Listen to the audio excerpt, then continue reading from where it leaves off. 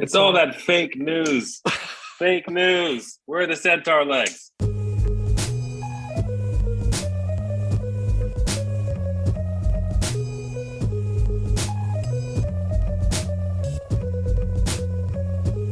Hello, fellow netizens, and welcome to Scandalous Games, the show where we take a closer look at video game-related controversies. I'm Kevin Impellizeri, and I do the research and share a story of a video game-related controversy to my friends. I'm Phil Thomas, and you might as well consider me a video game newbie. I'm Andy Hunter. I've been gaming a long time, but mostly just Mario, Zelda, and Pokemon. I'm Elford Stephens. I'm a longtime gamer, a huge fan of the industry, and I enjoy learning more and more about it. Today, we are continuing our multi-part series on the moral panic that led to video games getting age ratings in the United States. If you recall, last month, we discussed different tech fads that helped influence the conversation about video games. Virtual reality and full motion video, or FMV games, promised a higher level of immersion and realism than was previously thought possible. While neither were successful at reshaping entertainment or interaction the way people like Jaron Lanier and Tom Zito hoped, prompted conversations about the potential future of technology and its ramifications on society. And while some viewed the prospect of the real-world equivalent of the holodeck from Star Trek exciting, others wondered how far we were from interactive snuff films or games where you can act out your most depraved sexual fantasies. Now, part of what got people thinking about these kinds of tech-driven moral dystopias was what was going on in the video game industry at the time. Several popular games had developers increasingly pushing the boundaries of taste, prompting some moralist concerns about what video games might be doing to poor Timmy and Tammy and their impressionable young minds. On top of that, the early 90s also happened to be a time when concerns over real-life violence reached terrifying new levels, which prompted calls for something to be done to cull this alleged carnage. So today, we're going to talk about some violent video games of the early 1990s, as well as concerns about real-life violence during the same period. Part of this is going to be a fun trip down memory lane where we're going to talk about some weird and interesting video games in the early 1990s. But also, as I promised at the end of our previous episode, we're also going to learn how the media ruined the lives of countless children, but not in the ways you might be thinking.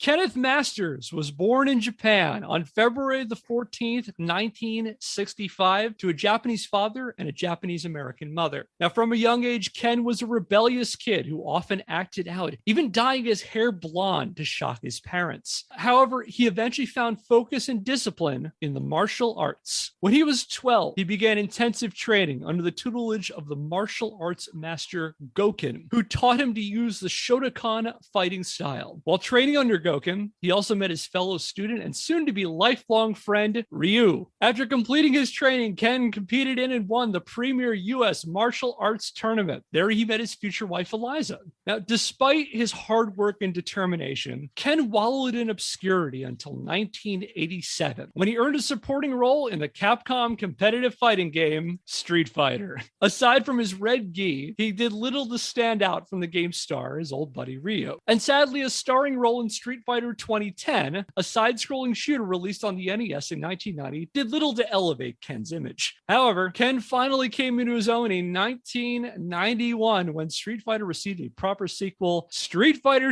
II: The World Warrior. Developed by Capcom, Street Fighter II was a one-on-one 2D fighting game where players assumed the role of one of 8 fighters who competed in a series of best-of-3 matches with either CPU or human opponents. Street Fighter II was the breakout arcade hit of 1991. It was the best-selling arcade game in the US that year, and it remained one of the most popular arcade machines for years afterward. A Capcom representative once told a Bloomberg reporter in 1994 that in 3 years, over 25 million Americans had played either the coin-op or the home versions of Street Fighter II. Its success practically created the competitive fighting game scene, and over the years, Capcom developed new iterations of Street Fighter II, gradually tweaking gameplay, refining mechanics, and adding new characters. It also inspired a whole bunch of other companies to develop their own one-on-one fighters in hopes of grabbing some of Capcom's sweet Street Fighter II money. And one of those companies looking to make bank on fighting games was Midway. And under the direction of lead programmer Ed Boon and lead artist John Tobias, Midway developed a 2D fighting game that borrowed a lot of inspiration from both Eastern and Western action movies. The team bandied around a couple of different names, including Kumite,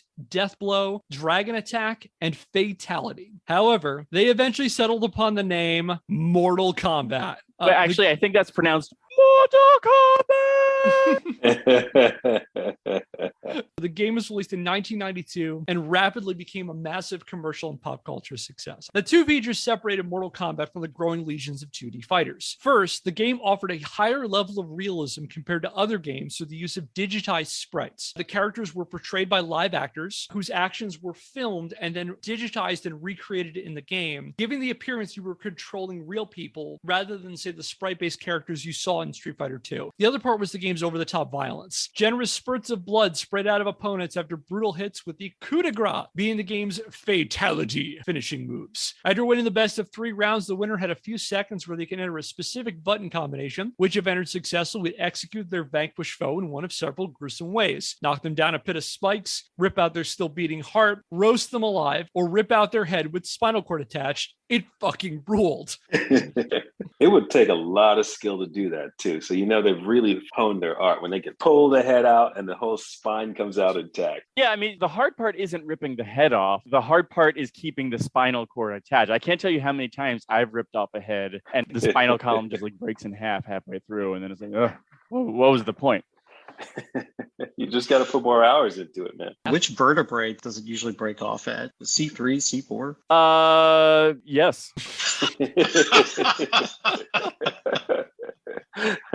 So let me be clear. In several respects, the features that Mortal Kombat offered were not necessarily new. The idea of digitized representations of live actors in a video game dates back to the early 1980s. Mortal Kombat was also not the first fighting game to use this idea. The 1990 arcade game Pit Fighters was a wrestling game that had the same gimmick. Mortal Kombat was also far from the first violent video game. Arguably, the first game marketed primarily for its violent content was Wizard Games' 1982 adaptation of the Texas Chainsaw Massacre, where players could either play as the chainsaw-wielding Leatherface or one of his helpless victims. And a print ad for the game published in late 1982 actually boasted the game was, quote, the first violent video game, end quote. There was also Chiller, which is a light gun-based arcade game, released by Exidy in 1986, where the first stage had you use your gun to blow apart people trapped in a medieval torture room. 2 years after Chiller, Williams released Narc, which is basically Ronald Reagan's War on Drugs made into a video game, where you tear your way through urban areas, either arresting drug dealers or using machine guns and missile launchers to turn them into red mist. The same year that Narc hit American arcades, there was also Namco's Splatterhouse. Splatterhouse was a 2D beat-em-up where you control a guy that resembled but was legally distinct from Jason Voorhees as he battled gory monsters through a haunted mansion. A home version came out for the TurboGrafx 16 in 1990, followed by 2 sequels for the Genesis in 1992 and 1993. In 1990, Razorsoft released Techno Cop for the Sega Genesis, which is kind of similar to Narc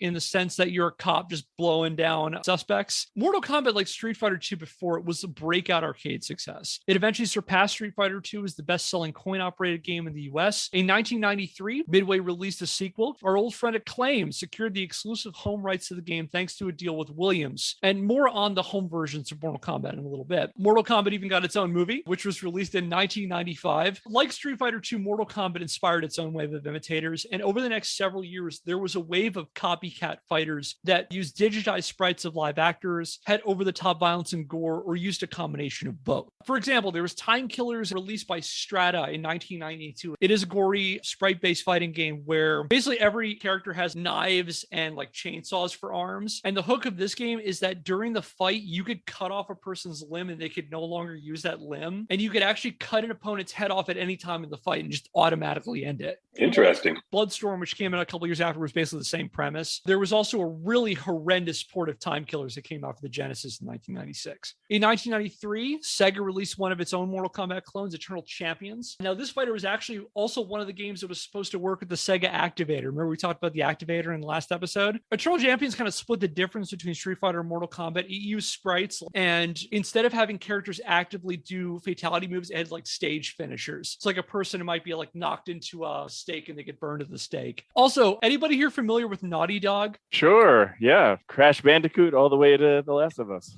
Uncharted. Yeah, they made their own Mortal Kombat clone in 1994 for the 3DO called Way of the Warrior, which I will tell you is definitely on the lower end of Mortal Kombat clones. In both, it doesn't look very good and it looks like it plays badly. Its characters are also not terribly interesting or original. For example, one of the characters is just a ninja that's just creatively called the Ninja.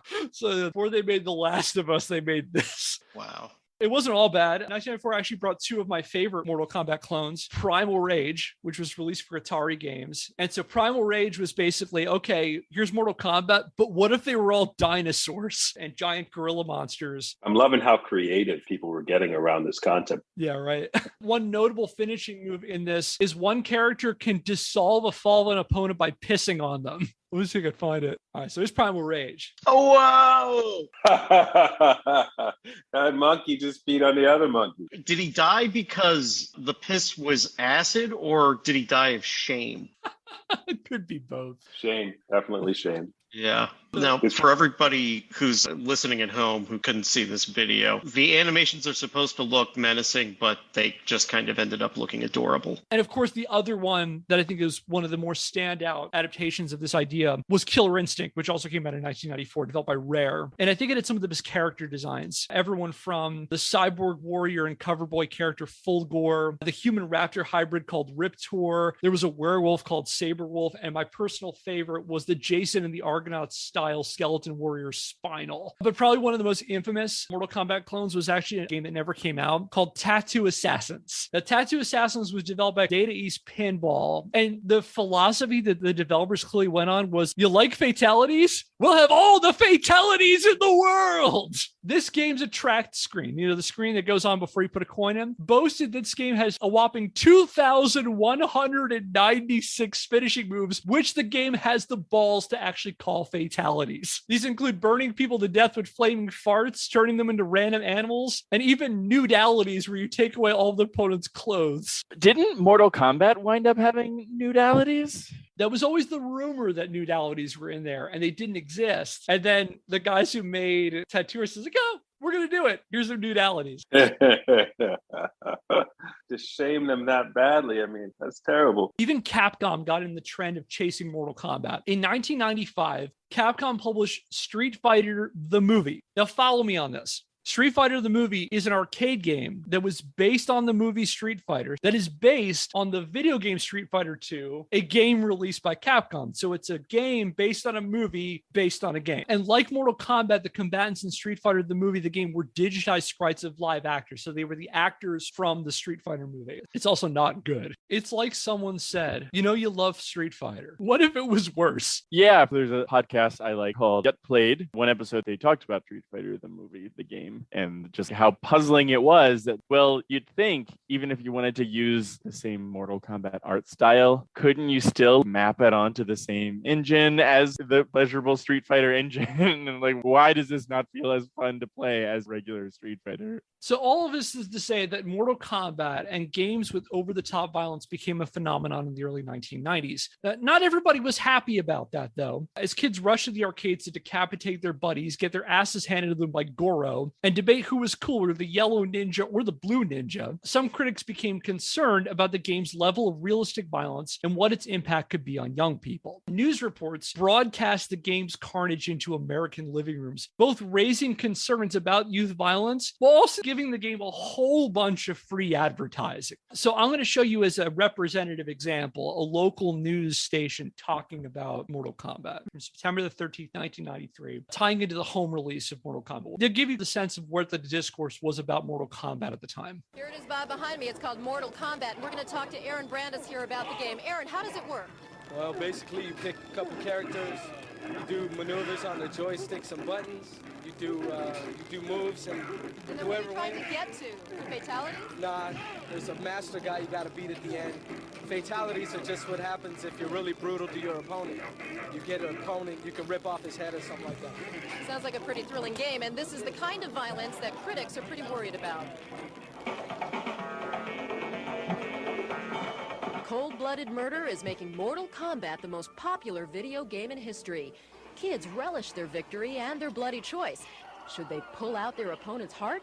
or simply rip his head off just to see his spinal cord dangle in a pool of blood. How do you feel about cutting his head off? After a $10 million advertising campaign, Mortal Kombat, debuting in home video today, is expected to sell 2 million copies at $50 a pop. A horrifying possibility for parents who can't believe the game makers are fantasizing about decapitation and murder. I don't think they'll have this at home, no. You don't think so? A little bit too violent. You look a little startled. Yeah, it's a little too violent, I think. That's pretty bad. That's just plain gross. Furthermore, advanced technology allows digitized video of real martial arts actors, making the action look real and not as cartoony. In fact, Mortal Kombat so shocked the managers at a nationwide arcade chain that they tried a sanitized version of the game. Instead of chopping the opponent's head off, he simply disappears.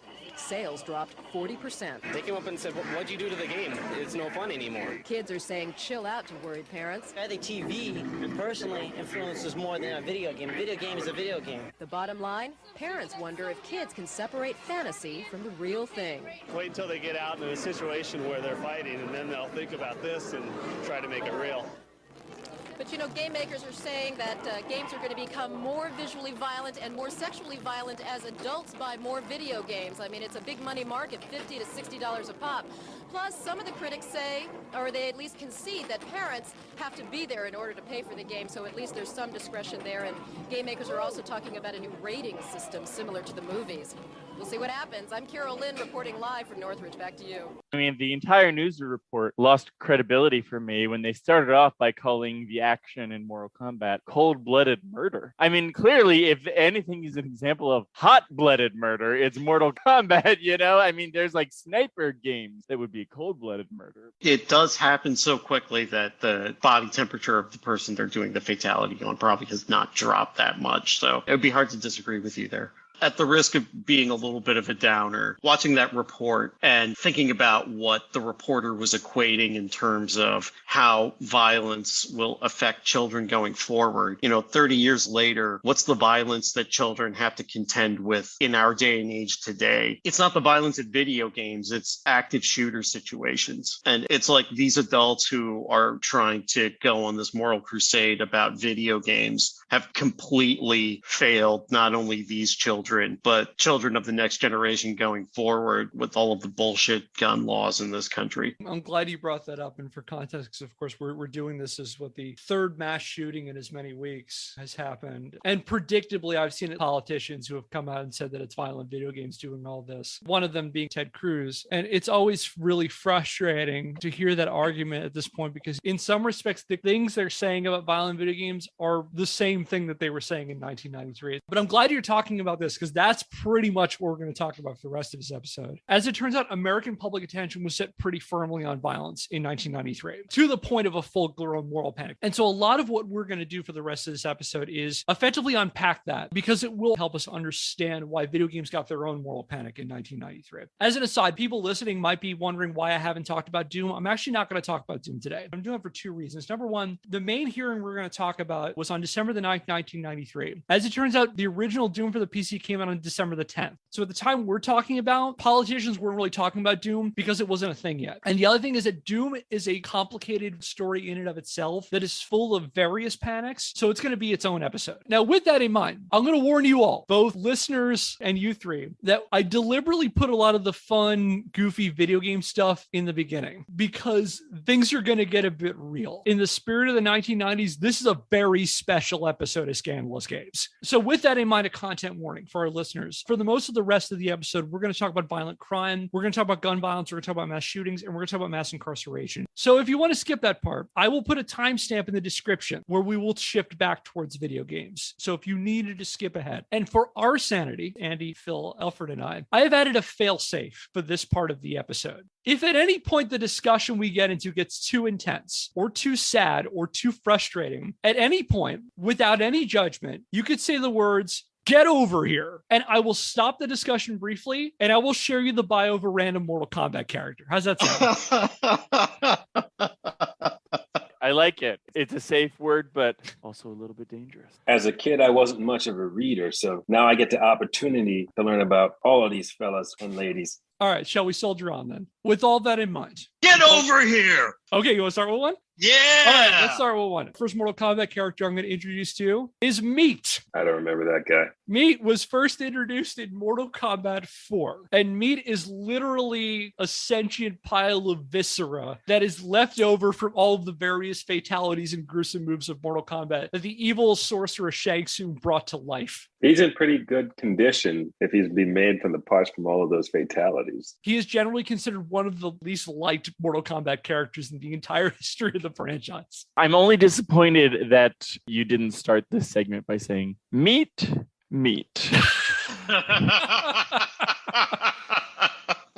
But with that in mind, I'm going to introduce you to Broderick Bell. On June the 9th, 1993, Broderick, who was then 6 years old, was in the backseat of a car driven by his older sister. While driving through Denver, Colorado, where they lived, his sister pulled over to greet a friend she saw on the sidewalk. At the same time, 3 cars rolled up, and a group of guys came out and opened fire at a house across the street. A gunfight ensued, and a stray bullet flew into the backseat of the car where Broderick was sitting and struck him in the head. Now, Broderick survived and he recovered, albeit with permanent partial paralysis on the left half of his body, and the culprits were ultimately never caught. However, Broderick Bell's injury became one of the major stories of the summer as Denver news outlets reported on Broderick and the public backlash to the attack. According to a November 23rd, 2021 report by Linnell Hancock from the New Republic, which I'm going to cite a little bit and it's going to be in the description, the link to it. During the summer of 1993, Broderick's story appeared in 96 articles in the Denver papers and was front page news at least 3 times. In one story from June the 10th, the Denver Post published a photograph of Broderick on a stretcher attended to by EMTs. The caption that accompanied the photograph attributed Broderick's injury to gang violence, saying, quote, 6-year-old Broderick Bell is wheeled by paramedics into Denver General Hospital on Wednesday after he was hit in the head by gunfire from a gang drive-by shooting outside his northeast Denver home. The child was the 4th innocent victim of gang-related shooting this year, and neighborhood residents are demanding a solution to the problem, end quote. Now, as the caption suggests, news reporters viewed the shooting as far from an isolated incident. Rather, Broderick Bell was another victim of an escalating wave of gang violence. He was also not the only child who was caught in the crossfire to attract press attention in Denver. The first incident happened on May the 2nd, 1993, when a stray bullet fired in the Denver City Park flew into the nearby Denver Zoo, grazing the forehead of 10-month-old Ignacio Fabian Pardo as he rested in his stroller. Police attributed the shooting to gang violence, but as in the case with Broderick, they also failed to identify a culprit. Now, Ignacio ultimately recovered. In the wake of Ignacio's shooting, Denver's 2 largest newspapers, the Denver Post and the Rocky Mountain News, which as a shorthand I'm going to be referring to as the Post and the Rocky. Both the Post and the Rocky delivered nearly non-stop crime coverage throughout the summer. And between May and September 1993, the Post and the Rocky proclaimed the Mile High City was in the grips of a violent crime wave the likes of which it had never seen before. The 2 papers flooded the public with accounts of brutal attacks, grisly murders, gun violence, and warring street gangs. The crime coverage was sudden and intense. So, for example, by comparison, there was a January 2000 article in the Denver Law Review, which I'm also going to cite quite a bit today. They tracked the crime panic, particularly the media coverage to it. According to them, the Post alone ran 73 stories on youth violence and violent crime in the summer of 1992, so the summer before it. So 73 stories in 1992, only 2 of them ran on the front page. In the summer of 1993, between May and September, they ran 196 stories, and 44 of them were on the front page. So huge spike in coverage of crime. And these attacks, according to these reports, were overwhelmingly committed by young people. And youth violence became a major issue in the Denver press. The Post and the Rocky, as well as local TV news stations, warned the city was beset by roving gangs of violent teenagers terrorizing the city and committing random acts of sadistic violence without empathy or remorse on an unprecedented scale. Headlines declared there were, quote, barbarians at the gate, end quote, and that Denver was, quote, caught in a crossfire, end quote. In a front page article published on July the 28th, the Rocky gave the crime wave a name both papers would adopt: the Summer of Violence. Any thoughts so far? I don't know the specifics about this scenario in particular in Denver. I will say that from my bachelor's is in communications, I did learn that oftentimes news coverage leads people to believe that crime rates are on the rise, regardless of whether or not statistically they actually are. I'm certainly conceding the possibility that the crime could very well have been on the increase in Denver at the time. And, anytime anybody is hurt, it's a tragedy. Also, I'll point out, I did notice that caption referred to the one child who was hit as the fourth innocent victim of gang violence, which is a whole kettle of fish on its own, kind of impugning some degree of judgment over who is okay to be shot and who should we feel sad when they are shot. Some of that we will talk about later, but that theme of innocent victims is a common theme that runs through a lot of the articles between the Post and the Rocky at this time. They emphasize a couple of specific types of victims. So like young children, like Broderick is 6, Ignatio's 10 months old. And then the other one is often, they emphasize these sort of exemplary adults, a paragon of the community. They're always nice to everybody. Incidentally, they're also oftentimes highlighting people who come from quote unquote nice parts of Denver, white parts of Denver, or were parts of the suburbs. And so, yeah, I think you make a good point there. And in many cases, they're trying to contrast the people who are caught in these crimes versus the people who are committing these crimes. It's funny, like gang violence as a term was something that was thrown around so much in the 90s. And now looking back, I realized how much of a codified way of making an accusation the term gang violence is. Reporters are not only reporting on these things, they're also pressuring local officials to do something about it. And in fact, community members start calling for action. So for example, on Juneteenth, 1993, it says June the 19th, members of Denver's Black community, including Broderick's mother, organized a roughly 1,000 person march through the city's 5 Point section. In July, Reverend Marshall Gorley, who was the pastor of Denver's Our Lady of Guadalupe Church, staged a hunger strike that went on for over 3 weeks to raise awareness of gang violence. And in response, local lawmakers took action. So for example, Denver Mayor's Wellington Webb called for youth curfews and also allocated $1.1 million to the Denver police. On September the 2nd, Colorado Governor Roy Romer called an emergency session of the Colorado legislature to address the crisis. Now, the crime coverage did not stay contained in Colorado for long, and the summer of violence attracted national media attention too. According to a 1996 report by mass incarceration scholar Theodore Chiricos, between January 1993 and January 1994, national news reports on violent crime increased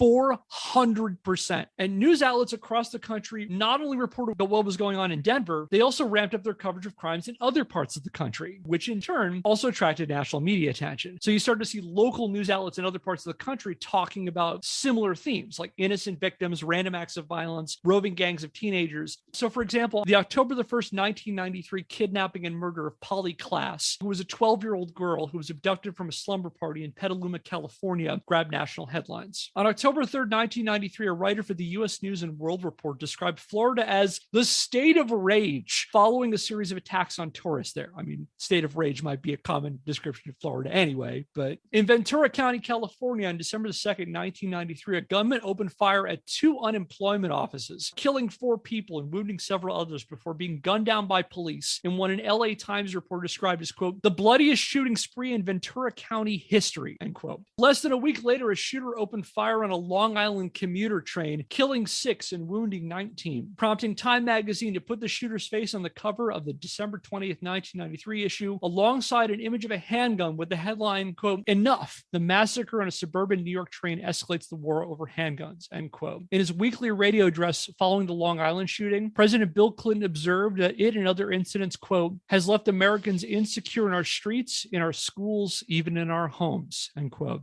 As an aside, Time magazine using enough as a headline has happened 2 other times, both in relation to guns. That was their headline after the Parkland shooting with a picture of some of the students from Marjorie Stoneman Douglas. And after those 2 shootings in 2019 in El Paso and Dayton, Ohio, same headline too, because time is a flat circle. We've never fixed this. I feel like the next time there's a mass shooting, so you set your clocks, they should on the cover have a photo, but then the caption will be, I guess not enough yet. See if that makes a difference.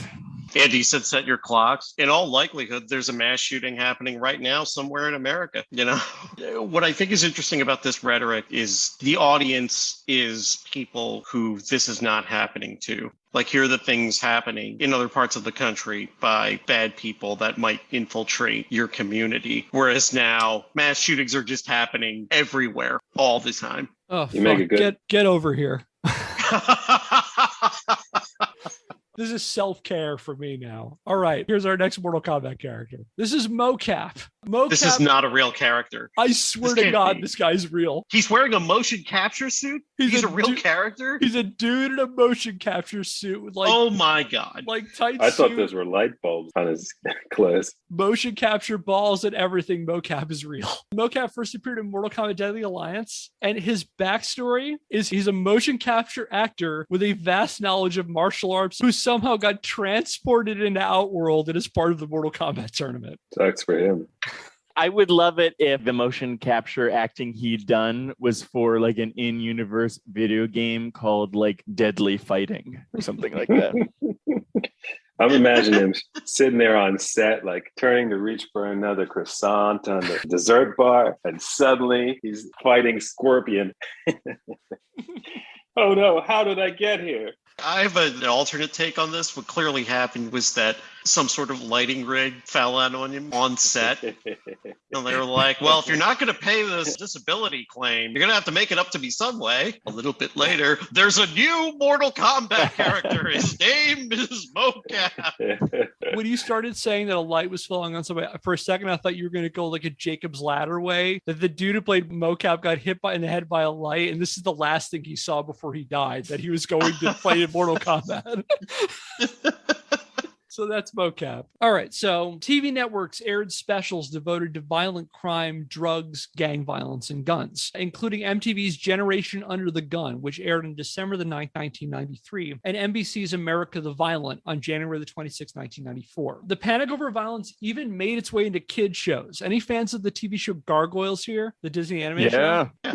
Yeah, that show ruled. It's awesome. Well, on November the 18th, 1994, Gargoyles ran a very special episode called Deadly Force, in which one of the characters accidentally got a hold of a cop's gun and shot another character and has to cope with that the rest of the episode. As with the Denver media, reporters warned readers of waves of morally bankrupt young people who killed just for the hell of it. For example, in an August 11th, 1993 op-ed for the New York Times, writer Bob Herbert explained, quote, "Young killers don't need much in the way of motives. With guns as easy to come by as popsicles and in an atmosphere of ever-weakening moral restraints, large numbers of kids have enthusiastically embraced the concept of blowing away another human being just for whatever," end quote. Several years later, in a November 1995 article for the conservative magazine The Weekly Standard, John J. DiLulio, a political science professor at the University of Pennsylvania, warned of a, quote, "demographic time bomb of ever-growing numbers of hardened, remorseless juveniles and super crime-prone young males who will make even the leaders of the Bloods and the Crips look tame by comparison," end quote. And I will say that John DiLulio is the guy we have to thank for that popular term of the 1990s, super predators.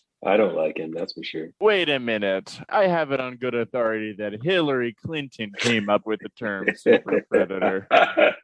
Yeah, it was used a lot. Hillary Clinton used it. Bill Clinton used it. I know that Trump said that Joe Biden used it. Biden never used it, although he had other contributions to this. But yeah, this became popular on both sides of the aisle to talk about this. DiLulio's article predicted that in 10 years, there was going to be this huge wave of young people who were just animalistic, murderous psychopaths. And it is extremely coded language, lots of dog whistle. It's clearly he's trying to say that we're going to have a shit ton of violent black people in a little bit, is basically what he's saying. And it did influence a lot of policy. It did a lot of bad stuff. It's not good. This heavy focus on youth crime, in turn, influenced public opinion. So that guy, Ted Chiricos, the person I mentioned a little while ago who tracked the number of news reports that were about violent crime, he also tracked Gallup polls between January 1993 and January 1994. And during that time, the number of people ranking violent crime as America's top issue also increased 400%. The public conversation framed violent crime, and especially youth crime, as an existential threat to the moral order of society, one we as a country needed to deal with as quickly and decisively as possible, lest we descend into chaos and anarchy. And as I mentioned a minute ago, news coverage also ramped up racially coded language. Likening urban areas to war zones became really common. These negative depictions of lower income areas of cities as being the places that are just riddled with crime, and that it's starting to bleed out into other communities. Most of the images that were presented of violent criminals were often young Black and Latino men. And a lot of the victims were often depicted as suburban or middle were upper class whites. Like it was very clear dynamic. I would say it's effectively trying to scare middle class white people who read these papers because it depicted violent crime like an advancing army that was invading into the so-called nicer parts of cities. And oh my God, what if it gets into our precious American suburbs? Even more than an invading army, some public officials likened it to a plague, declaring that Americans were in the grips of an epidemic of violence. For example, speaking before a Senate subcommittee on rap music in February 1994, Robert T.M. Phillips of the American Medical Association proclaimed violence, quote, is pandemic in this country and is our greatest health crisis, end quote. Senator William S. Cohen declared, quote, leaders in the healthcare community have begun to call violence a public health threat on par with tuberculosis, cancer, and AIDS, end quote.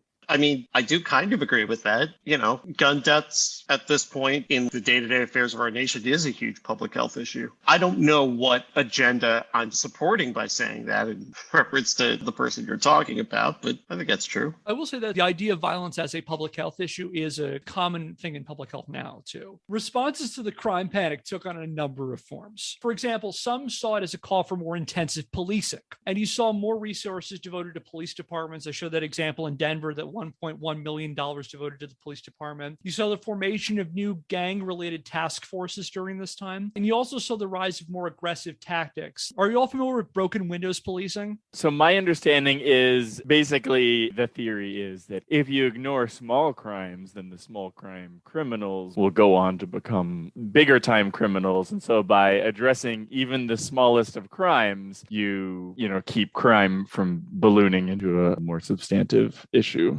Yeah. So the theory is that you have a heavy crackdown on more minor offensive things like broken windows and graffiti, and that will theoretically keep people from committing more serious crimes. The actual efficacy is a huge subject of debate that's beyond the scope of this show. This is also when you see the rise of, say, stop and frisk tactics. So a couple of years after this, in 1994, Rudy Giuliani gets elected mayor of New York, and one of the things he becomes known for is a really aggressive, tough on crime and heavy policing stance. Did you want to jump in on that, Phil? Yeah, I thought Broken Windows was a game where anytime somebody says the phrase broken windows, you arrest the nearest minority that you can see on the street. Hey, Andy. Yo. You know what I'm thinking? What you thinking, man? Broken Windows. Yeah! Let's do it! No, I think what's funny is I think the game that you described does exist. It's just called anytime somebody exists near you and you're a cop. So you don't need to wait for somebody to say broken windows. You can wait for somebody to just, maybe look at you vaguely funny. Bringing everything back. I will say, having grown up in North Philly during the 90s, the shit was real violent. So, I mean, the stuff that's being chronicled is not counterfactual. Biggie Smalls didn't help with, songs like Things Done Changed. And stuff was violent, and there was a gun violence problem. I think what's interesting is not necessarily what was happening in the country then versus what's happening in the country now, so much as how we talk about it has changed. I think with that too, with talking about this issue in all seriousness, is the question of how they responded to it and what things people think were solutions. And yeah, there were people who said that we need to put more into police and put more police on the streets. So that was a pretty popular view. And there are still some people who say that now, that issues of crime need more policing. Another response you saw to the violent crime panic was some people saw this as finally the opportunity to make some meaningful change in gun control and gun regulation. So for example, the Brady Handgun Violence Protection Act that had initially been introduced in 1987. It imposed a waiting period on purchasing a weapon pending a criminal background check. It had been fought tooth and nail throughout the 1980s by the NRA, but it gained steam again during this time, and it was finally passed on November the 30th, 1993. Also, some people saw this as a time that we needed to get really tough on crime. And so you saw a wave of new tough on crime measures. So for example, on December the 9th, 1993, Washington State became the first U.S. state to enact a 3 strikes law. It's a policy wherein a person's third felony conviction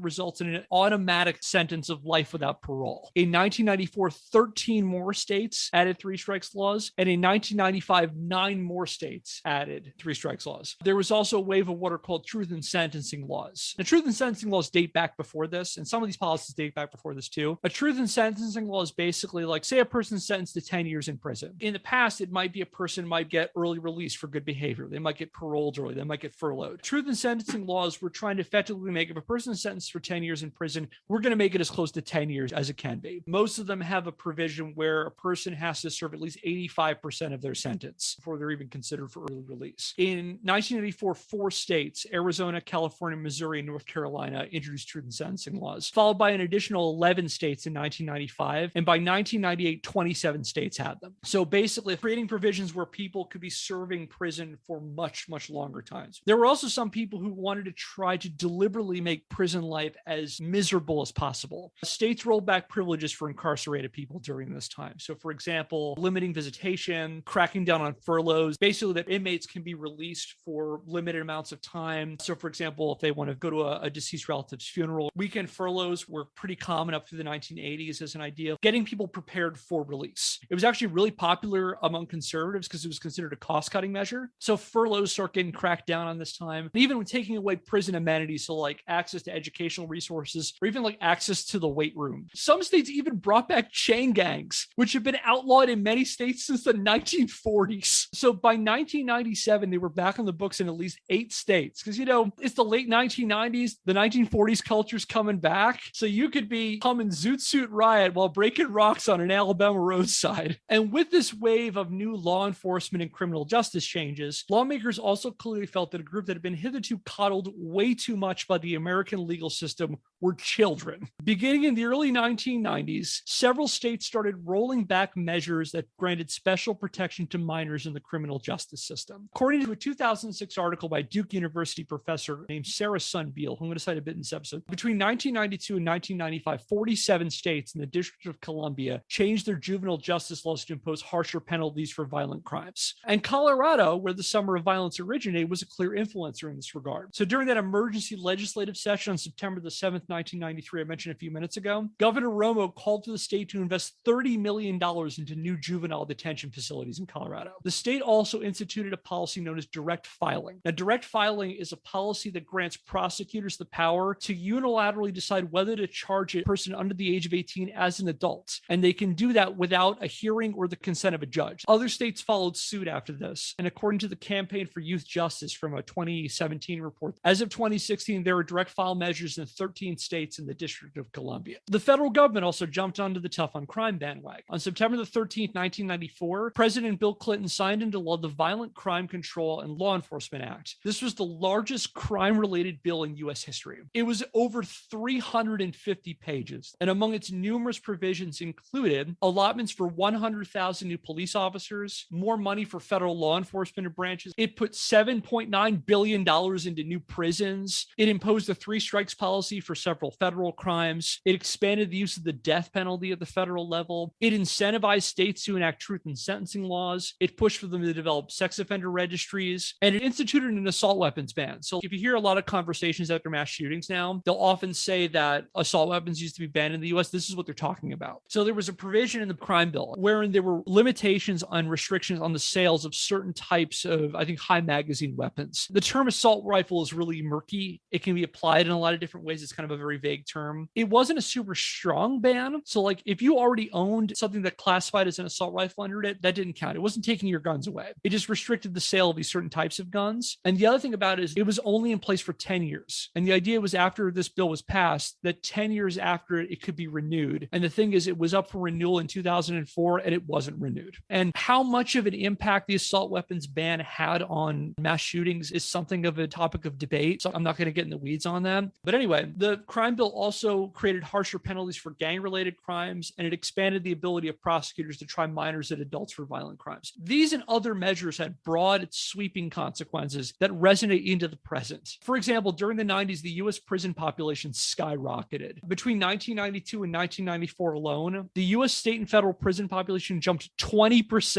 In 1990, there were around 740,000 people incarcerated in state and in the federal prison system in the U.S. By 2000, it was 1.3 million. Today, it's 1.9. This is the largest prison population on Earth, both in terms of raw numbers and based on population. These measures disproportionately affected communities of color. So, according to the U.S. Sentencing Project, among people born since 2001, Black men have a 1 in 3 chance of ending up in prison in their lifetime. Latinx men have a 1 in 7 chance, compared to white men who have a 1 in 17 chance. In fact, Black men across the board are 5 times more likely to end up in a state prison compared to their white counterparts. And this kind of thing has long consequences. African Americans represent about 13% of the U.S. population, but they're pretty close to, I think, 40% of America's prisoners. And when people leave prison, in many cases can't get student loans, you can't join the military, depending on your crime. 1.6 million Americans can't vote because of felony convictions. In 4 U.S. states, at least 20% of Black adults can't vote because of prior felony convictions. Those are Florida, Kentucky, Tennessee, and Virginia. So, Kevin, just to try to bring it back. So you're saying that the reaction to violence in video games is a part of this whole movement that is ostensibly about curbing violence in America, but is about something else. Yeah, exactly. Violent video games get swept up in this and become part of a subset of this larger panic over violence and violent crime and youth violence. And so some people are saying, like, the reason all these roving gangs of violent young people is that they're playing video games and they're being desensitized and they're going out and committing violent acts. Now, I will be clear that the summer of violence was not the only reason this kind of stuff happened. This was part of a larger system of things that have been happening for a long while. The prison population, for example, in the U.S. had been going up since 1970 for a variety of reasons. There were an increase of tough on crime measures in the 1970s.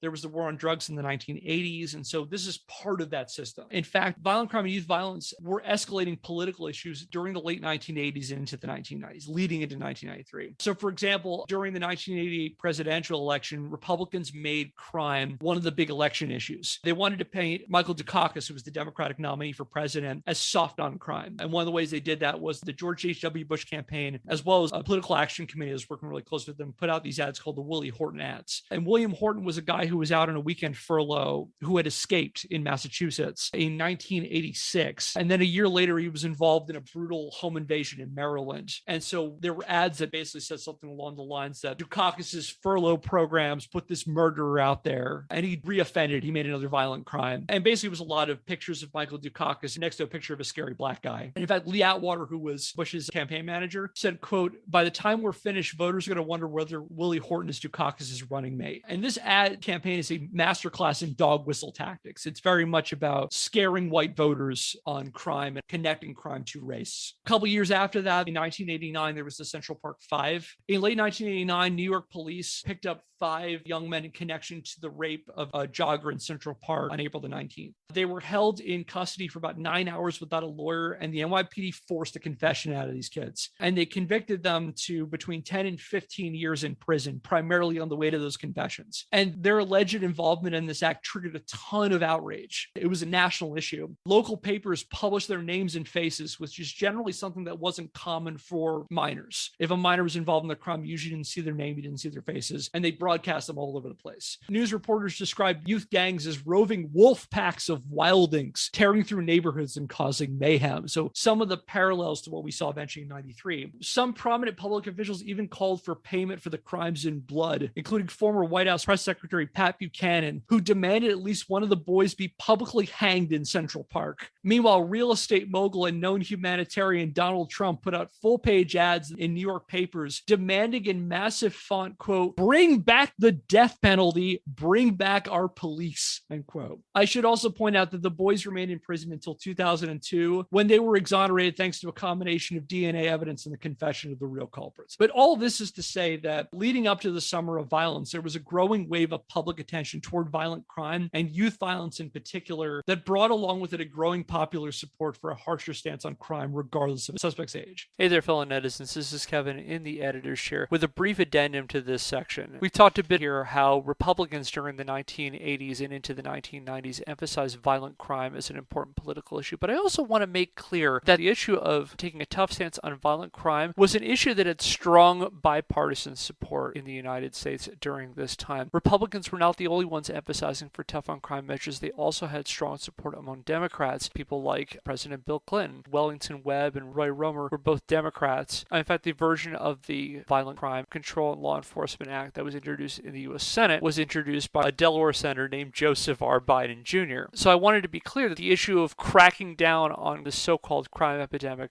taking quote-unquote violent people off the streets and making tougher and tougher penalties for crime and for gangs and for youth violence was an issue that was being pushed on both sides of the political aisle. Anyway, back to the show. How we all doing?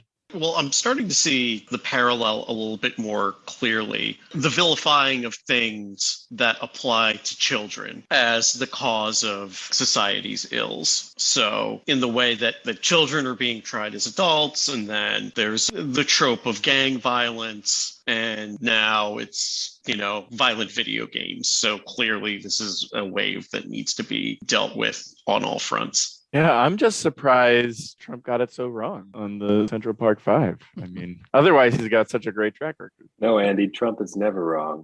That's why this was all part of his four-dimensional chess, man. He maintains to this day that the 5 were guilty. He still thinks they did it. He maintains whatever he wants, and people love it. He doesn't waver. It doesn't matter what it is. He's wearing a red shirt, and he said it was blue. He'll keep saying it was blue, even though he's wearing the same shirt, and you're looking at him. Alfred, that's a good point. It's like, what's old is new again. It's like video games were blamed then. Video games are being blamed now. And Trump's voice was a popular, I guess, voyeuristic thing to reference then and is now. This is a pretty amazing journalism you've done, Kevin. You've taken so many parts of this American issue of violence and put them all together in a chronological sequence. And there's just so much here to dive into. I don't even know where to start. I think I know what to say to that.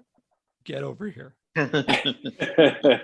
We need some more Mortal Kombat in our lives. And so my next character I introduce you to, this is a classic, Motaro. So Goro, the big 4-armed monster guy, was the sub-boss in the first Mortal Kombat. In the third Mortal Kombat, they introduced this guy, this fucker, Motaro. Motaro is the guy you fight before Shao Kahn, the final boss in that. Motaro is a coin sink kind of character. So he takes up 3/4 of the screen. He is also immune to projectiles, and pretty much all of his attacks will take out at least 1/3 of your health. He's a motherfucker, this guy. They've made him a playable character in a bunch of games. You can use their secret codes to play as him. In Mortal Kombat Armageddon, they brought him back. All the other characters have 2 legs, and so they couldn't really reconcile having this big 4-legged centaur dude. So they made us some weird lore thing where he got cursed to only have 2 legs, and that his motivation in the game was to get those extra legs back. I hate it when that happens.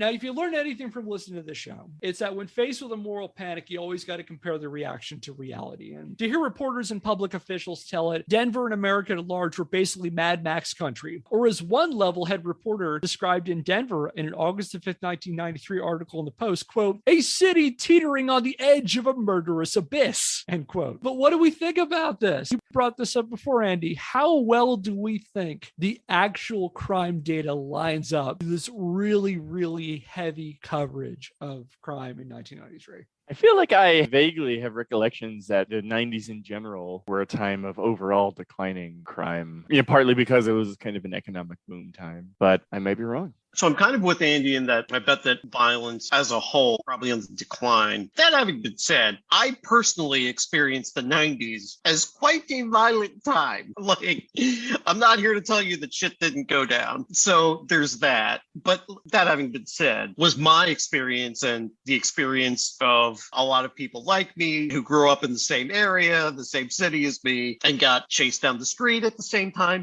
I did. Like, does that experience square with the narrative that was being put forth in the popular mainstream media about what was happening in the country? Probably not, because I certainly felt like no one gave a damn about what was happening to people who lived in the same neighborhood that I did. I remember the 90s has been pretty peaceful. I lived in the suburbs of Philadelphia. I don't think it was nearly as violent there. And I saw violence increasing based on how old I was. So I think by the time we hit middle school, there was more fighting. And then high school, there was more fighting.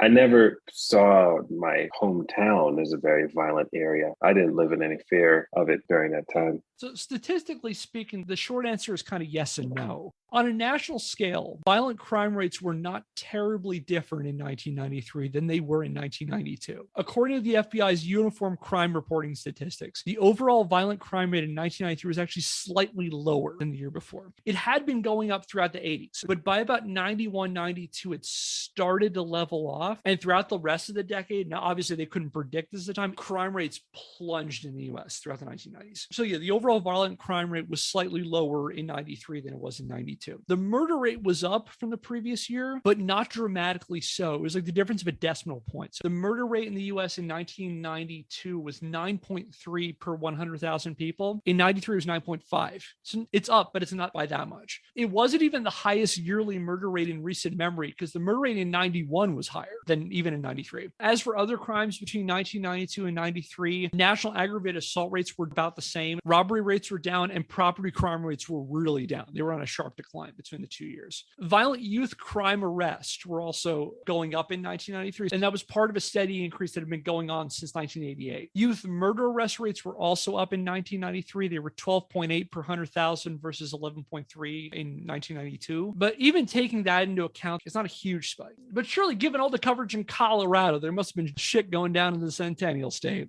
And the answer is no. Violent crime rates in Colorado in 1993 were down compared to what they were in 1992. Murder rates were down, as were aggravated assault, robberies, and property crimes were all down. But maybe the real problem is Denver. And for this, I'm going to cite a 2000 article on the summer of violence by Paul Colamy and Laura Ross Greener that they put out in the Denver Law Review. The pair tracked crime statistics between May and September 1993 in Denver, as reported by the two largest police departments in the Denver metro area. So that's the Denver and the Aurora Police, and compared it to the summers of 1992 and 1994. Here's what they found, and I'm going to quote them. Quote, in the 1993 summer, Denver and Aurora police recorded 2 more homicides than they did in the summer of 1992, and 3 more than the summer of 1994. The number of non-lethal violent offenses, i.e. forcible rape, robbery, aggravated assault, in the summer of 1993 were approximately 3.5% higher than the 1992 summer, and roughly 5 to 10% higher than the 1994 summer, end quote. As for youth crime rates, do you want to guess how many actual numbers, how many youth homicide arrests were made in the summer of 1993?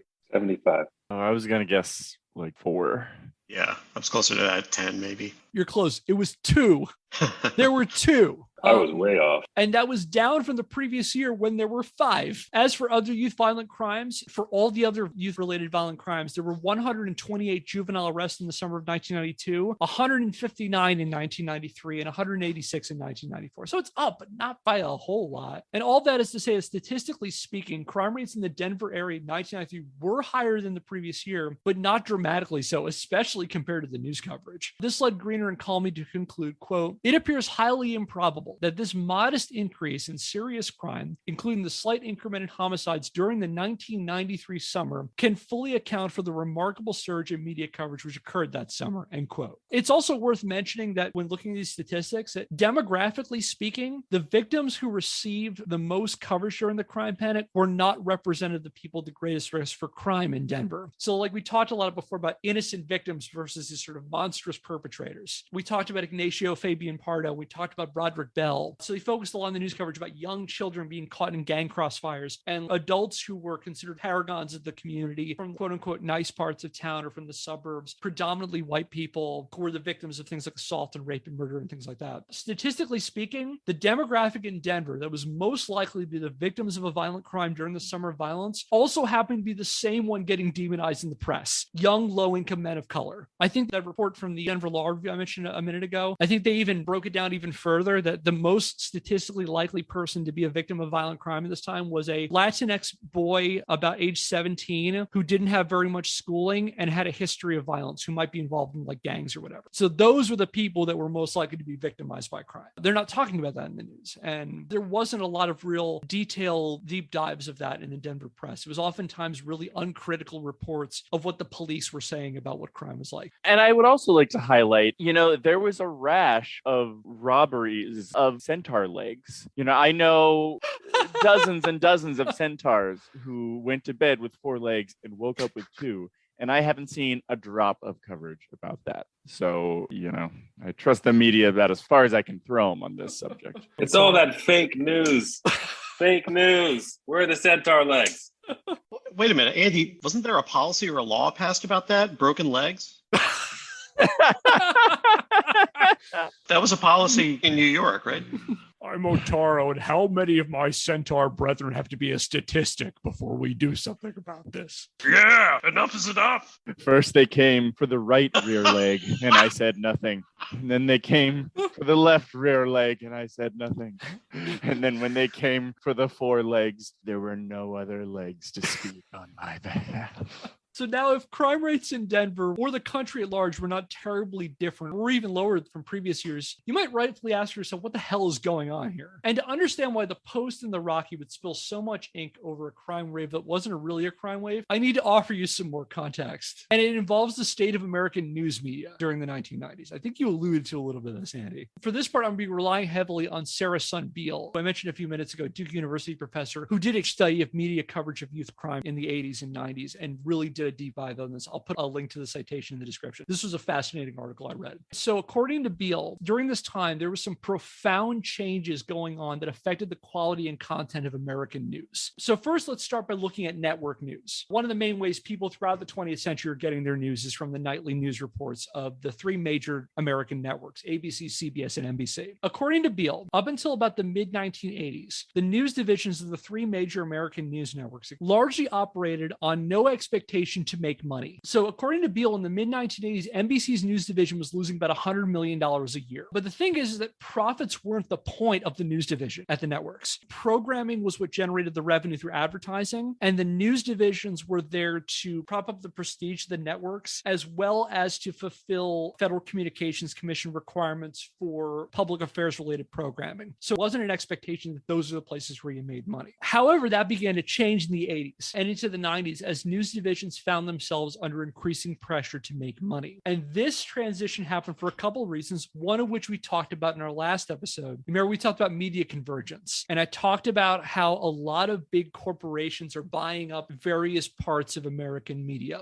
electronics firms and telecommunications firms, and they're also buying up a lot of news networks. NBC, ABC, and CBS changed hands during the 1980s and 1990s, sometimes multiple times. With new corporate ownership brought with it less tolerance for areas that weren't generating revenue. And on top of that, the FCC started rolling back in the 80s and into the 90s its public affairs requirements. So as a result of that, there's an increased pressure in news divisions that they've got to start generating revenue. And the way that they generally do that is through advertising. On top of that, adding even more pressure to the networks was increased competition from a new major player in the American media game, cable news. So the first cable news network was CNN, which launched on January the 1st, 1980 as America's first 24-hour news network. Now, CNN struggled for pretty much all of the 1980s. However, it rose to prominence in 1991 thanks to the round-the-clock coverage of the Persian Gulf War. So the Gulf War begins this focus on a 24-hour news cycle. And of course, this escalates throughout the 1990s. You see other cable news networks joining the fray throughout the 90s. So MSNBC and Fox News are both launched in 1996, for example. And obviously, throughout the decade, you begin to see the rise of the internet as a major news source too. And so all of those things are putting network news divisions in increased pressure to grab viewers' attention and, more importantly, sell that valuable ad space. And this kind of stuff is also happening at other places in the news. So like the local news stations, a lot of them are affiliates of those major news networks, and they're getting bought and sold in these big deals too. So they're also beginning to get under this increased pressure to be revenue generators. And you're also seeing it in the print media too. Now, the other thing about print media that's also becoming a problem is that beginning the late 1980s, newspaper circulation on a national level is beginning to decline. And so throughout the course of the decades, you're seeing print media trying to chase after revenue. So as a result of this, both print and television news outlets in the 1990s were under increasing amounts of pressure to generate as much revenue as possible, remembering that they're getting most of their money through ad revenue. Therefore, in order to keep their collective heads above water, their news content starts to change, shifting away from a focus away from hard-hitting journalism and stuff that they feel like the public needs to know about, and more about things that will get the public's attention and more that will get more eyes and more readers and more TV viewers. And so you're beginning to see a focus on market strategy based news media. And this is when you see the rise of things like soft news. So like human interest stories and consumer reports and like celebrity gossip and what they call news you can use. Here's ways you can save money around the house. Here's some products that are going to make your life better. And oftentimes those consumer reports are often thinly veiled ads for something. This is when you're seeing more reports about like the local Girl Scout troop or like the latest puppy adoption and more of this kind of fluff news that's not really necessarily informative or useful to the public, but it's better suited to grab their interest than say like a detailed multi-part expose on infrastructure. So you have mentioned a lot of topics in this podcast that I have actually studied a little bit, and you're putting them all together. And this issue in particular is interesting to me because I kind of feel like a lot of the public angst today, now this is just a personal opinion, but it's because we live in the world of Reagan. And a lot of the things that make the mad American mad are actually have to do with policies with Reagan. And one of the things that occurred during the late 80s and helped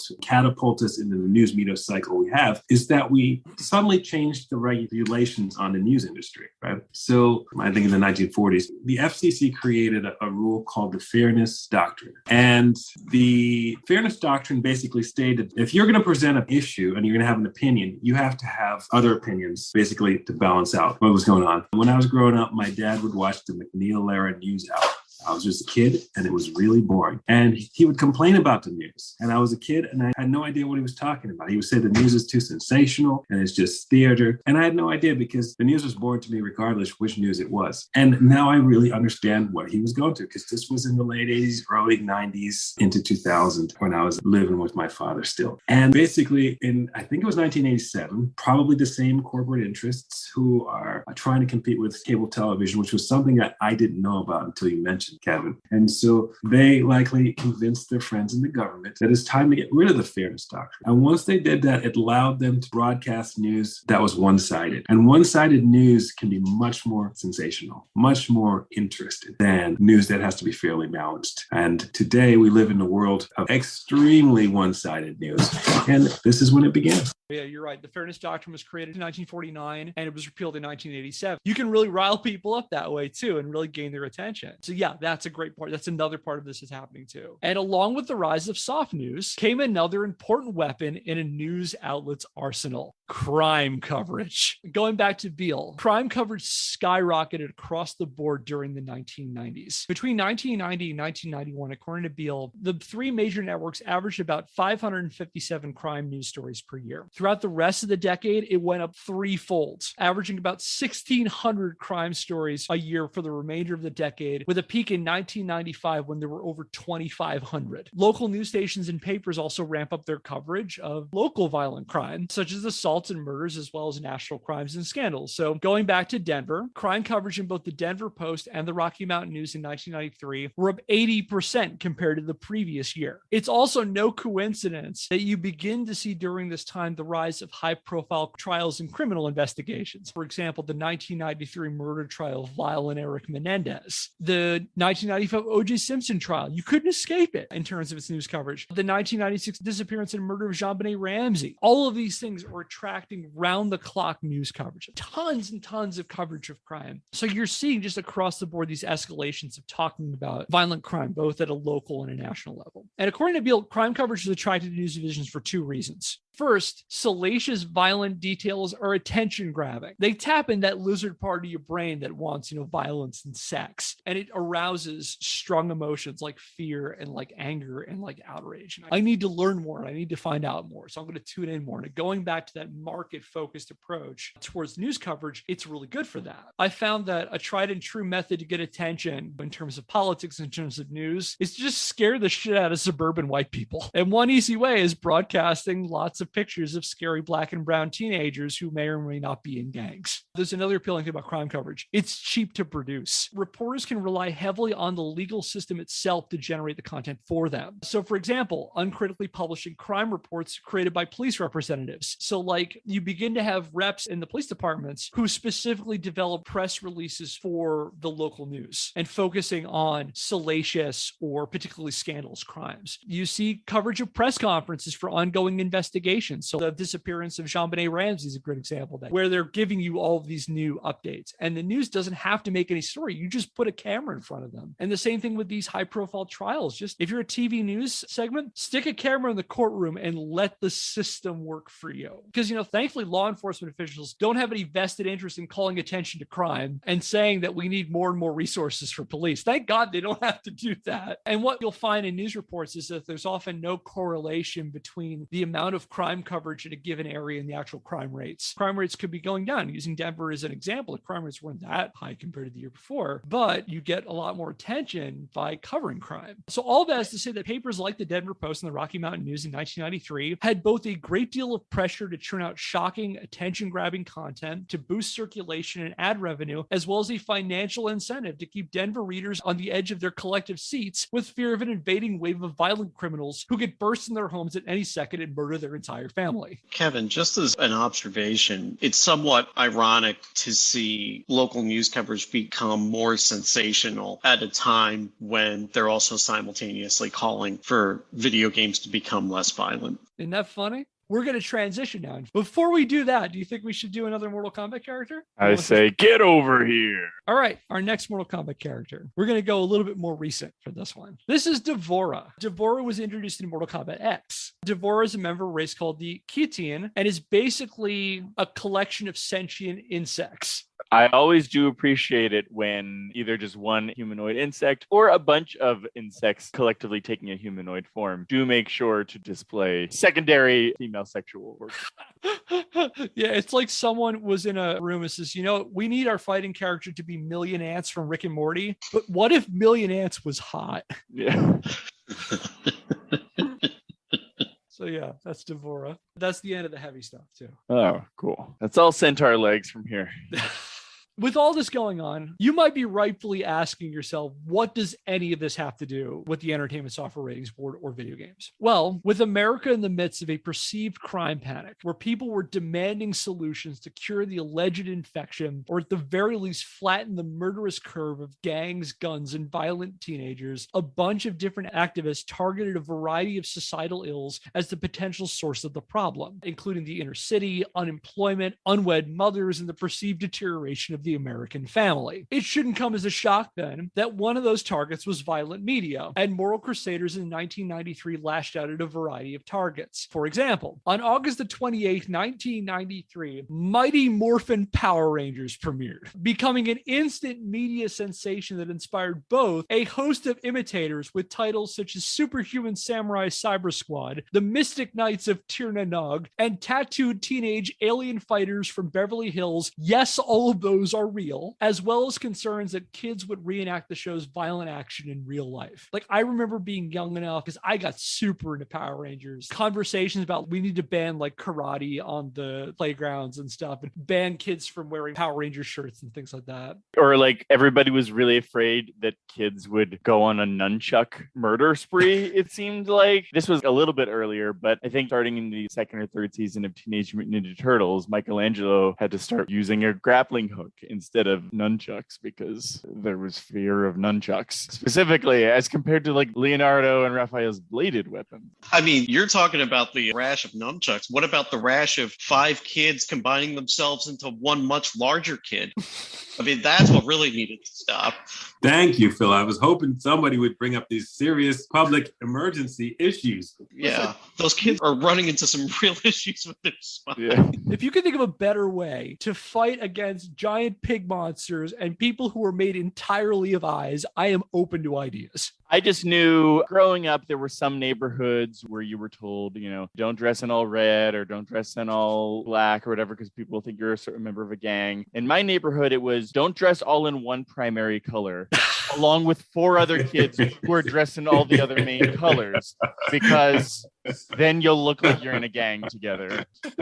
On October the 6th, 1993, a 5-year-old Moraine, Ohio boy set fire to his family's mobile home, killing his infant sister. And local police police took it upon themselves to say that the arson was the doing of Beavis and Butthead because, Beavis likes to say fire, fire. So they blamed it on that. I don't think they had a lot of proof of that. I think they just said it. But in response to that, MTV removed all instances of fire, including Beavis's catchphrase, from the show. They moved its time slot from 7 p.m. to 11 p.m. and added a disclaimer that ran before the show. Meanwhile, in 1993, there was this movie called The Program. There's a scene in the program where a couple of kids are just lying down in the street. And a kid in Polk County, Pennsylvania, on October the 16th, 1993, died of injuries sustained while doing that. And people gotten up in arms that the program inspired him to do that. Congress, meanwhile, held hearings investigating violent television and rap music on October the 20th, 1993, and February the 23rd, 1994, respectively. And with all this going on, it was really only a matter of time before someone turned their moral outrage toward video games. Now, what probably didn't help matters was that on September the 13th, 1993, Mortal Kombat made its home debut. The culmination of a $10 million advertising campaign, Mortal Kombat released for the Super NES, Game Boy, Sega Genesis, and Sega Game Gear on Mortal Monday. And Mortal Kombat's home release sparked a wave of media coverage, both of the video game itself and on the larger concern about video game violence. You'll notice that clip that I showed early on was from September the 13th, 1993. And so this concern about video game violence was brought back into the fore. This wasn't the only reason. There were little waves before it, but this is the big spike now. Now people are starting to think, like, what is happening in video game violence? How is it influencing kids? You start seeing more conversation about Mortal Kombat and Night Trap, and the ramping up of video game content is becoming a problem. So for example, a couple weeks after Mortal Monday, video games were the cover story of the September 27th, 1993 issue of Time. And there was a small section in the issue that was devoted to video game violence.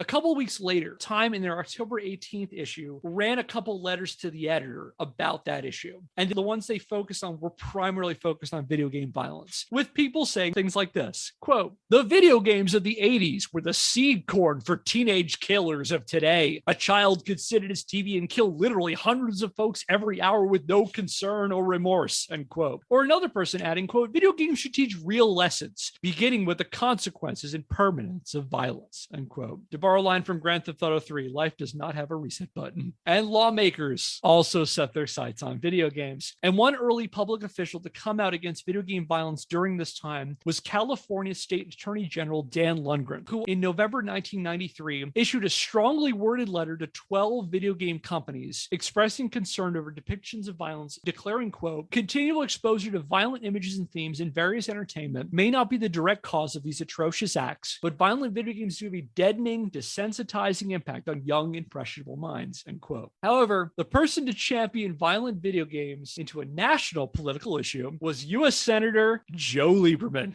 Lieberman was a Democrat from Connecticut who reportedly took up violent video games at the behest of Bill Anderson, who was his chief of staff. Bill Anderson apparently took up the issue because after his 9-year-old son asked for a copy of Mortal Kombat, he looked into it and learned to his horror that the game was lousy with four-armed monsters and ninjas ripping people's heads off. So outraged at what he found, Bill Anderson brought his concerns to his boss in Washington. And the two then conducted some more research and allegedly found a bevy of terribly violent and sexually explicit games within easy access of children, and Joe courageously rushed to take action. What probably helped sweeten the deal for Joe Lieberman was that 1994 just happened to be a re-election year, and targeting violent video games during the panic over violent crime was probably as close to a slam dunk as a politician could get. The overwhelming popular perception of video games in 1993 was that they were children's toys, which allowed Joe Lieberman to frame his crusade as a battle against greedy corporations for the soul of the American child.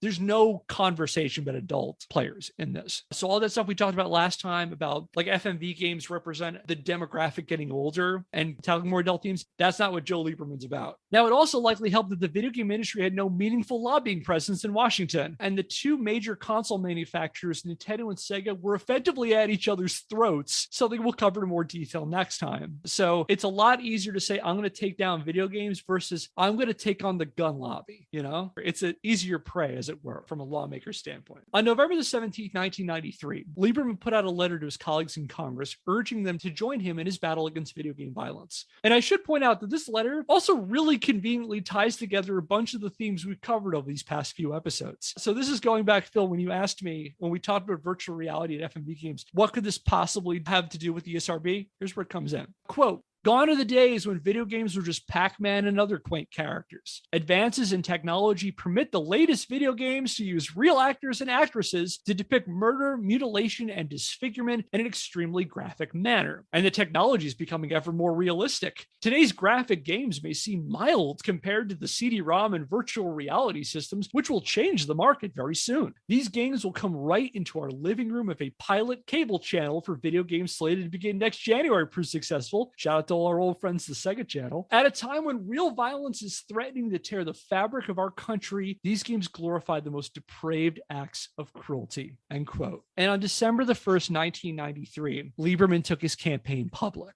Joined by representatives of the National Parent-Teacher Association, the National Education Association, as well as Bob Keeshan, the host of the children's television show Captain Kangaroo, Lieberman held a press conference declaring, quote, "Today we're here to talk about The Nightmare Before Christmas. Not the movie, but the violent video games," end quote. He went on to denounce the video game industry for pushing violent and sexually explicit content to children and demanded they develop a system to inform parents about a game's content under threat that he would introduce legislation that would make the government do it for them. To that end, he announced that he would host a congressional hearing on video game violence on December the 9th, 1993. And with that, in the midst of a panic over violent crime, the stage was set for the video game industry to meet with lawmakers to answer for violent video games and their potential impact on America's children. And that is where we'll pick up next time. Final thoughts. I don't know. On the one hand, I feel like they're definitely reaching for excuses. The video game industry at the time certainly was lower hanging fruit than the gun lobby. But on the other hand, I wonder if now I am slightly more convinced at all about just the increasing realism. Although, of course, looking at Mortal Kombat now, it looks kind of, campy and silly in some ways and not realistic. But does the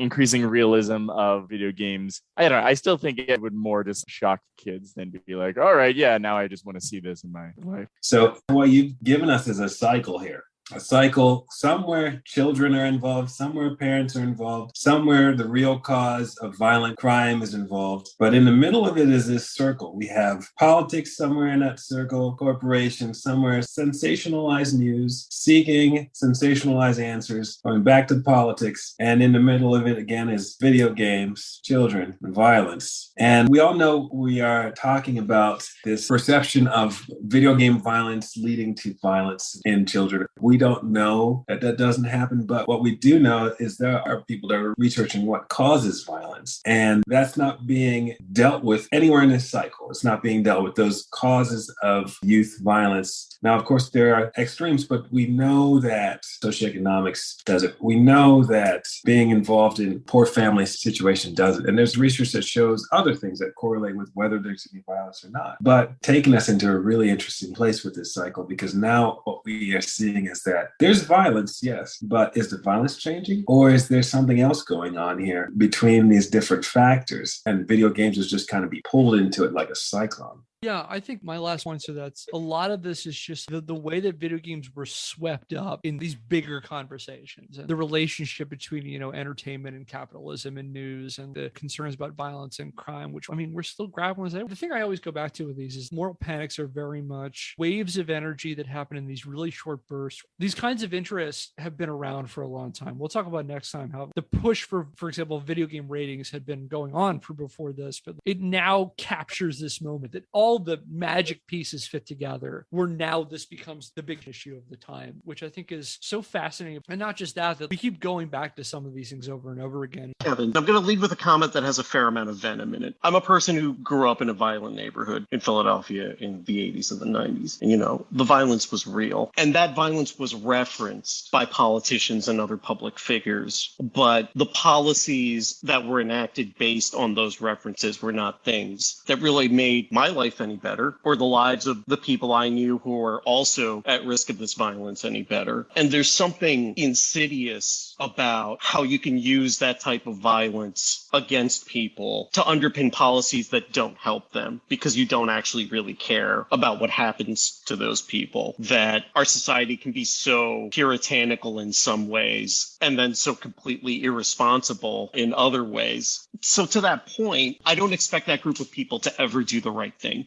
right? I don't expect a group of people who were pointing at the violence that was happening to people like me when I was growing up as a means to some other agenda item that they had. I don't expect those people to do the right thing now because they didn't do it then, because they don't really care. So my question to you is, mentioning that Ted Cruz is now trotting out the old video games as the cause of the current violence in this country. Video game companies now do have lobbyists, and they do have a lot of money, and lawmakers do have more exposure to the ubiquity of video games. So as the video game historian, what do you think of how that talking point is going to go over now? That's a great question. I think at this point, it's just an easy thing for politicians to say now to act as a distraction to deflect from other issues. But do you think that it'll just be like nobody's going to pay that any attention? Or do you think it might get some traction? No, I don't think it's going to get any legs. Particularly since Brown v. EMA, and go back to our Brown v. EMA episode, since the Supreme Court said that laws banning access to violent video games were unconstitutional, for the most part, that defanged any kind of push to ban video games in any meaningful way. And so I think the most you'll see that comes out of this, if I were to make a prediction, you might see some push to do more research. That's often just what happens now. I think what'll happen is you'll see some more research put out, you'll see counter studies, and by the time those counter studies come out, the media hullabaloo will have died down, and the cynic in me says, we'll have another shooting and we'll talk about this again the next time, and again and again and again. So I think that's what's going to happen. I think that most parts of the political aisle just see it as a flare you put up when this happens, and then you move on. Yeah, I think you're right, because just as a casual observer, I've been hearing them say for years, or decades, gun control isn't the problem. We need more mental health services. I'm like, okay, where's the action on more mental health services? I'm like, oh, well, you're not going to do that. I don't think there's actually a stomach for cracking down on video games either. It's like, just what can I say to get us through today's 24-hour news cycle? And then tomorrow there's some other thing to talk about instead.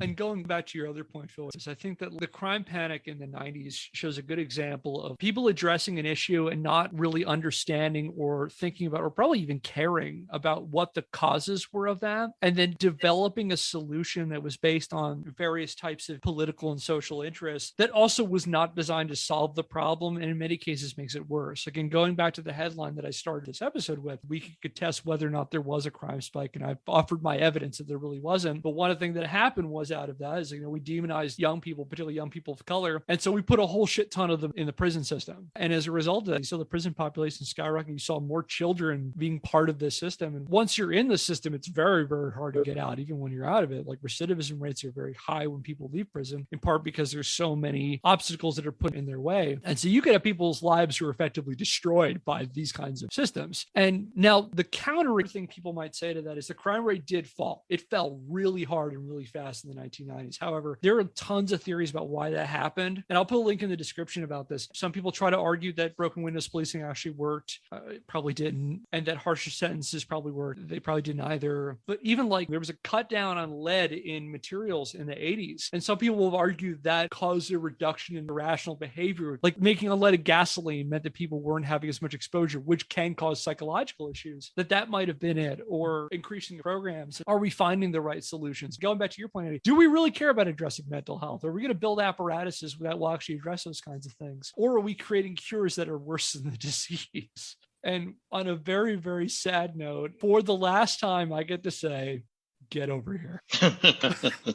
So the final Mortal Kombat character I'm going to introduce to you is Jarek. Jarek first appeared in Mortal Kombat 4, and he in himself is not particularly remarkable. People don't like him generally in the fan community. He's considered like the Kirkland brand of Kano. He's got like the exact same background as Kano. He's part of the same gang as Kano. The reason I picked Jarek, though, is because Jarek is involved in one of the most amazing pieces of media to ever come out of Mortal Kombat, and that is the ending video for Jax from Mortal Kombat Kombat 4, which I'm going to show you now. Hello again, fellow netizens. This is Kevin in the editor's chair, offering some descriptive audio because I'm showing a clip from Mortal Kombat 4 in a famously non-visual medium. So just a very, very brief rundown of the audio you're about to experience, which is Jarek and Sonya Blade confront each other near a cliffside. Jarek goes to lunge at Sonya. She dodges out of the way. He careens off a cliff. But when Sonya looks down the cliffside, Jarek is hanging on the ledge, grabs her leg, and pulls her and tosses her down the cliff. He pulls his way up. Jax calls out for Sonya on the radio. Jarek crushes Sonya's walkie-talkie, but then is immediately caught by Jax, who holds him by the throat over said cliff and then lets him drop. So if you'd like to check it out on your own, I will include a link to the clip in the description. And so now, without further ado, back to the show. It's over, Jarek. Shinnok is dead. The good guys won. You're coming back with me. Never, Sonya. I agreed to help defeat Shinnok, not turn myself into the Special Forces. The Black Dragon, live on! The Black Dragon died with Kano. You're the last one, Jarek. Never! Come in, Major Briggs. This is Lieutenant Sonya Blade. What? Sonya, this is Major Briggs. Come in. Sonya, this is Jax. Are you there? Going somewhere, Jarek? Jax! I thought you were going to. Thought I was what? Dead? Like my partner you just tossed off the cliff? I'm sorry, Jax. Please, don't drop me. Wait, I promise. Too late, Jarek. You can't drop me. You have to uphold the law. You have to arrest me. Wait. This is brutality. You can't do it. Wrong, Jarek. This is not a brutality. This is a fatality. That was awesome. The fact that when he went over, he was screaming like he was falling, and then it was a trick. Yeah, there were more twists and turns and people than I expected to show up. Yeah, I mean, I just feel like at this point, though, I feel a little more confident that I could take either Jarek or Sonya Blade in a fight since they apparently have no peripheral vision, given that Jax must have been like 10 feet away when all that was going down, and neither of them were. I'm surprised that when she said, "Oh, Jax, come in," that he didn't say, like, "Why are you calling me on the radio? I'm right here." No, she wasn't saying come in on the radio. She was saying come into the room. Oh. Right? I'm over here. And that will do it for today's episode of Scandalous Games. If you like what we're doing and want to help the show, subscribe or follow us wherever you get your podcasts and leave us a rating on iTunes. If you want to learn more, check out our website, scandalousgamespodcast.wordpress.com, where I publish the show notes and the sources on every episode. Our theme music is Occam Sequel by Seeknology, the free music archive used under a CC BY-NC 3.0 US license. If you have a question, comment, or idea for a topic for a future episode, email us at scandalousgamespodcast@gmail.com. And until next time, I'm Kevin Impellizeri. I'm Phil Thomas. I'm Andy Hunter. I'm Elford Stephens. Thanks for listening. We'll see you next Scandal.